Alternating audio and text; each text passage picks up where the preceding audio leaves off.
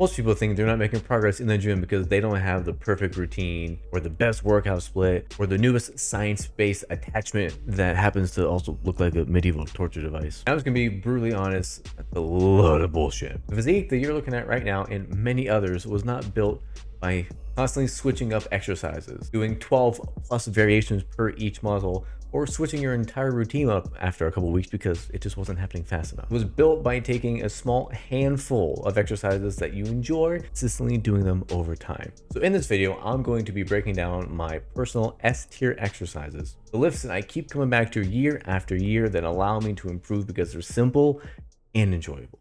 So let's start with chest. My number one favorite exercise is the incline dumbbell chest press. This is my foundation. Upper chest changes your entire physique. It gives you that bigger, fuller, thicker look that you want. I prefer dumbbells just because better range of motion for me and it feels a bit more natural for my shoulders. I have nothing against barbell bench press. It's just not my preference if I had to pick. Now, if you can take your incline dumbbell bench press from 70 pounds to 100 pounds over time, your chest is definitely going to grow. It's not that complicated. My number two would be a pec deck. After pressing heavy, I love to isolate the chest just a little bit more with something that's very stable that I can focus on the squeeze and the contraction. And no, you do not need multiple variations of a fly. Just one of them taken to the intensity that is required. That's all you need. I do have a special mention for chest. I did weighted chest dips for a while, and I think that these things gave me the most amount of growth in my chest that I've seen compared to anything else. I still do them from time to time, but I had a few injuries here and there that kind of limit my range of motion on it, so I don't do it often, but I'm trying to get back to them more. Now moving on to the back, all you really need is some kind of a vertical pull and a horizontal pull. My number one is going to be weighted pull-ups. Nothing builds the back like getting strong at pull-ups. If you can do 10 clean reps of body weight or adding on some more weight, there's something about moving your body through space that just hits a bit differently. It's full. It builds real strength that you can't get anywhere else. My number two is going to be a machine close grip row. I love doing things that are stable and easy to load. It allows me to fully focus on pulling with my back rather than using my forearms or my biceps or just my wrists actually. I like to switch between grips on this one, both doing a close grip more for the lats and a overhand grip more for the upper back. I'm gonna give another special mention to deadlifts. I know people like to stay away from deadlifts because they're a bit scary. Everyone's worried about hurting their back, not to mention it can cause your waist to be a bit wider from doing them if you're trying to be aesthetic. But I gotta be honest, aesthetics aside, it will help you so much in terms of building strength and being strong all around that it's really hard to kind of pass up. You don't have to try and max out with them. You can just do lighter weight and get those reps in. The movement is so good, it's really kind of hard to pass up. I still put these into my program weekly and I love them every second. Well, sometimes. Okay, shoulders. Again, extremely simple. I just got two things. I have a barbell overhead press. I prefer the barbell.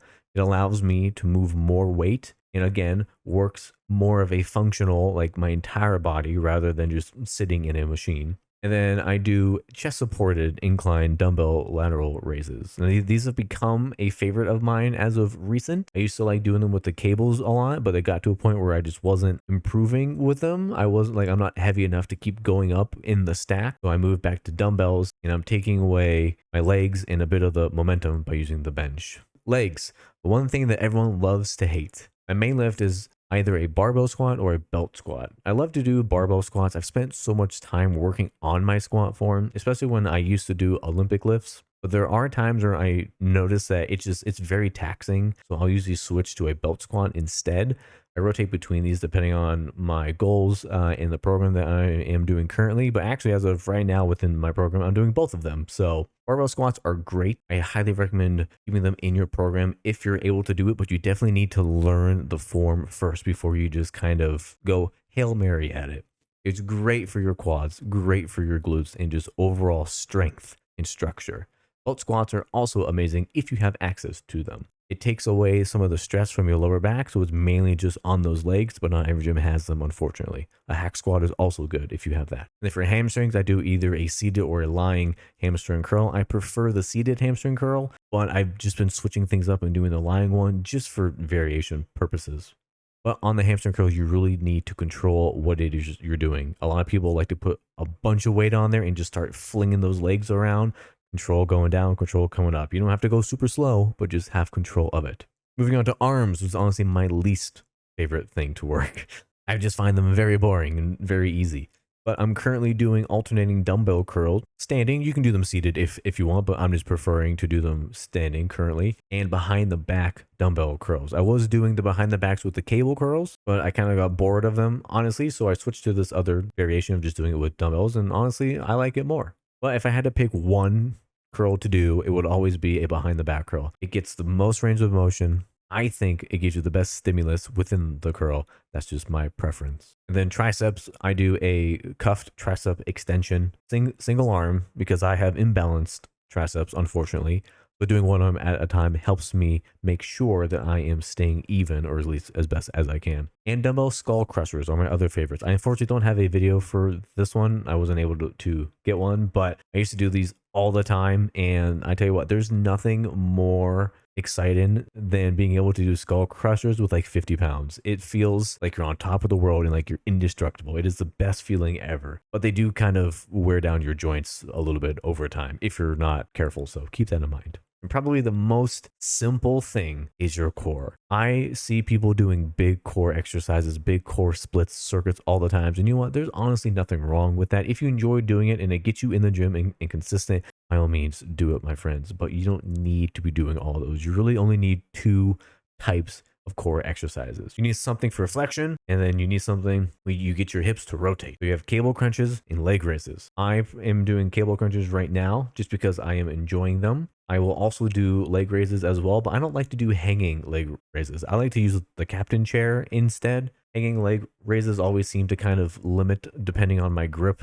And if I'm doing other exercises that day that are very demanding on my grip, yes, I use straps, but sometimes my grip just isn't that great. Then I don't really get the benefit. So I like to use the chair where grip is not an issue and I just have to lift my legs and it's fantastic. But core, you train it hard. Train it just like any other muscle group. Do it 2 or 3 times a week. Push the intensity, push the weight, control it. And then from your diet, you get to see the work that you made. But it is a muscle just like everything else. It needs to be worked. And that is my tier list. If you notice, it couldn't be any more simple. Fitness becomes enjoyable and productive when you stop worrying about all the noise of everyone preaching things to you and just focus on the basics, focus on what you like, what you can do, and just keep at it and trying to improve. Remember, there needs to be enjoyment in things for you to want to do it again, whether that's seeing results or just having fun with it. Find something that's easy, find something that's simple, find something that can make you stay consistent with it, and just try to get better each time. All you have to do, my friend.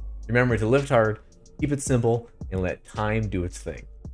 I'll see you guys in the next one.